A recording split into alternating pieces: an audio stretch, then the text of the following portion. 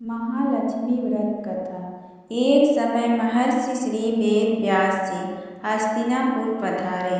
उनका आगमन सुन महाराज धृतराष्ट्र उनको आदर सहित राजमहल में ले गए। स्वर्ण सिंहासन पर विराजमान कर चरणों तक ले उनका पूजन किया। श्री वेद व्यास जी से माता कुंती तथा गांधारी ने हाथ जोड़कर प्रश्न किया, हे महामुनि, आप त्रिकालदर्शी हैं, अतः आपसे हमारी प्रार्थना है कि आप हमको कोई ऐसा सरल व्रत तथा पूजन बताएं जिससे हमारा राज्य लक्ष्मी, सुख संपत्ति, पुत्र पौत्रादि सुखी रहे। इतना सुनकर श्री वेद व्यास जी कहने लगे, हम पूजन का वर्णन करते हैं जिससे सदा लक्ष्मी जी का निवास होकर सुख समृद्धि की वृद्धि होती है। यह श्री महालक्ष्मी जी का व्रत है जिसे प्रतिवर्ष अश्विन कृष्ण अष्टमी को विधिवत किया जाता है। हे महामुनि, इस व्रत की विधि हमें विस्तार पूर्वक बताने की कृपा करें। तब व्यास जी बोले, हे देवी, यह व्रत भाद्रपद शुक्ल अष्टमी से प्रारंभ किया जाता है। इस दिन स्नान करके 16 सूत के धागों का डोरा बनाएं, उसमें 16 गांठ लगाएं, हल्दी से पीला करें। प्रतिदिन 16 दूध व 16 गेहूँ डोरे को चढ़ाएं। अश्विन कुवार कृष्ण अष्टमी के दिन उपवास रख करके हाथी पर श्री महालक्ष्मी की प्रतिमा स्थापित कर विधि पूर्वक पूजन करें। इस प्रकार श्रद्धा भक्ति सहित महालक्ष्मी का व्रत पूजन करने से आप लोगों की राज्य लक्ष्मी सदा अभिवृद्धि होती रहेगी। इस प्रकार व्रत का विधान बताकर वेद व्यास जी अपने आश्रम को प्रस्थान कर गए। इधर समय अनुसार भाद्रपद शुक्ल अष्टमी से गांधारी तथा कुंती अपने अपने महलों में नगर की स्त्रियों सहित व्रत का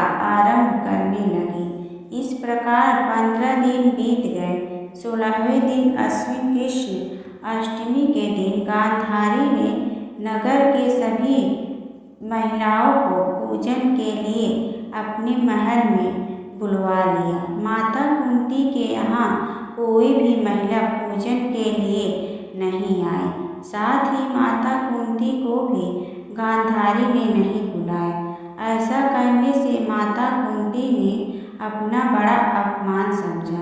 उन्होंने पूजन की कोई तैयारी नहीं की एवं उदास होकर बैठ गए। जब पांचों पांडव युधिष्ठिर, अर्जुन, भीम, नकुल और सहदेव महल में आए तो कुंती को उदास देखकर पूछा, हे माता, आप इस प्रकार उदास क्यों हैं? आपने पूजन की तैयारी क्यों नहीं की? तब माता कुंती ने कहा, हे पुत्र, आज महालक्ष्मी के व्रत का उत्सव गांधारी के महल में मनाया जा रहा है।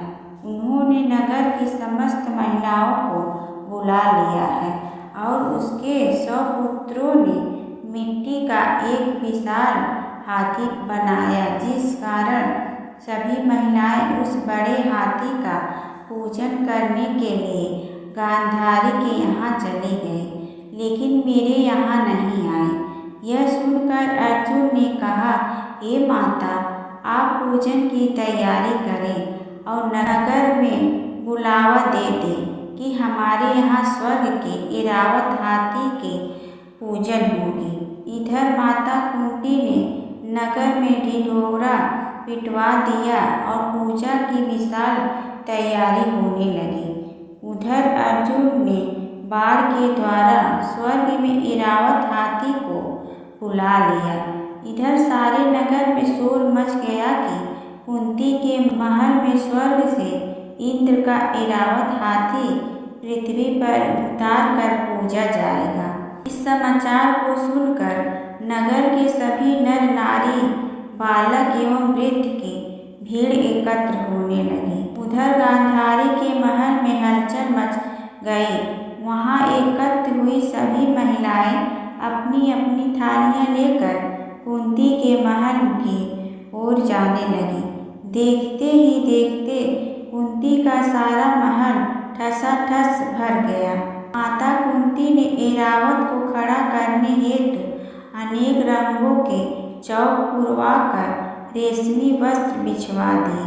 नगरवासी स्वागत की तैयारी में फूल माला अबीर गुलाल केसर हाथों में लिए पंक्तिबद्ध खड़े थे। जब स्वर्ग में ऐरावत हाथी पृथ्वी पर उतरने लगा तो उसके आभूषणों की धुनी गूंजने लगी। ऐरावत के दर्शन होते ही जय जयकारे के नारे लगने लगे।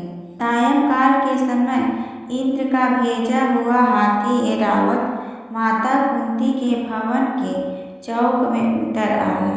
तब सब नर नारियों ने पुष्पमाला अबीर गुलाल केसर आदि सुगंधित पदार्थ चढ़ाकर उसका स्वागत किया।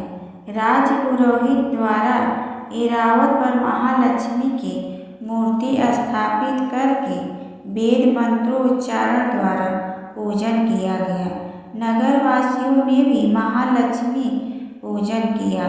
फिर अनेक प्रकार के पकवान लेकर ऐरावत को खिलाए और यमुना का जल उसे पिलाया गया। राज पुरोहित द्वारा स्वस्ति वाचन करके महिलाओं द्वारा महालक्ष्मी का पूजन कराया गया।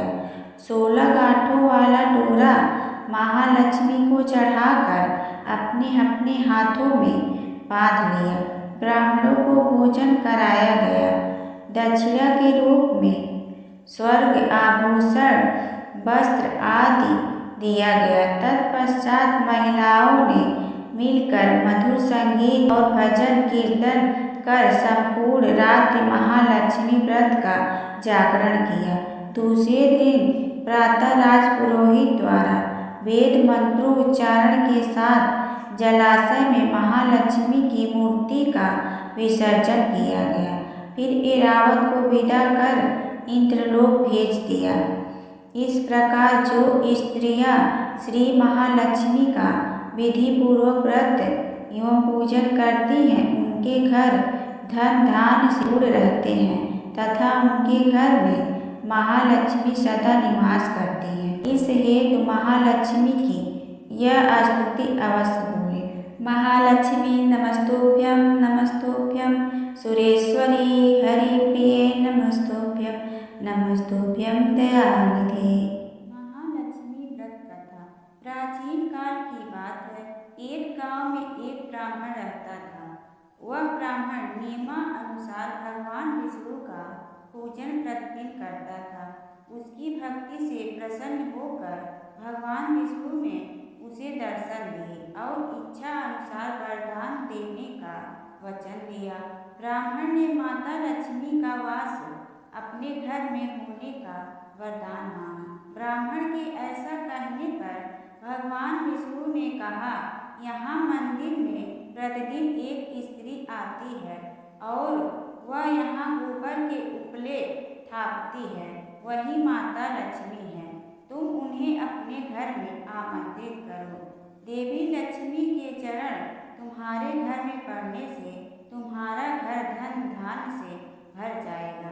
ऐसा कहकर भगवान विष्णु अदृश्य हो गए। अब दूसरे दिन सुबह से ही ब्राह्मण देवी लक्ष्मी के इंतजार में मंदिर के सामने बैठ गया।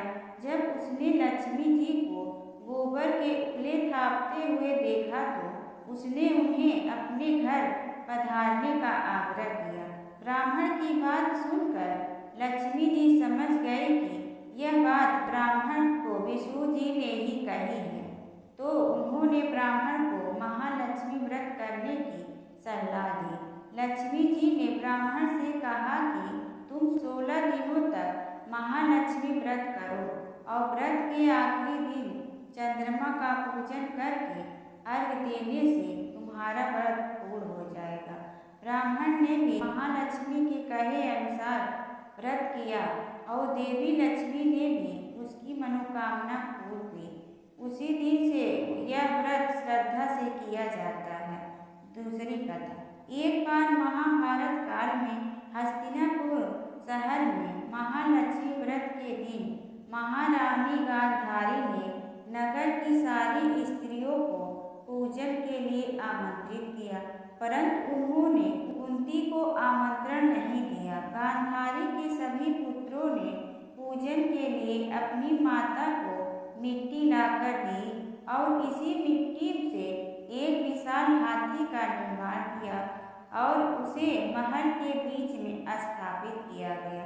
नगर की सारी स्त्रियां जब पूजन के लिए जाने लगी तो कुंती उदास हो गई।